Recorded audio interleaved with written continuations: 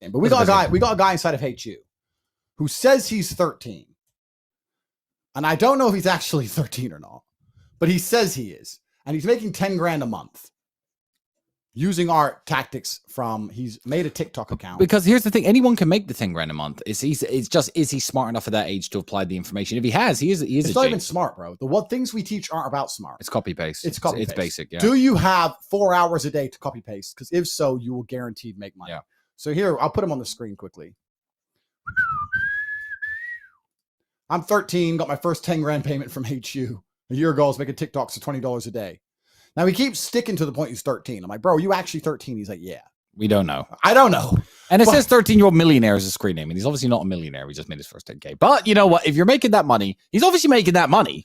Now, that's real. He might be 40. 13-year-old who can copy and paste and make money with my system. Then that shows HU works. But I'm not here to explain to people how HU works. Yeah, because, anyone with a brain knows HU works because we wouldn't have 60,000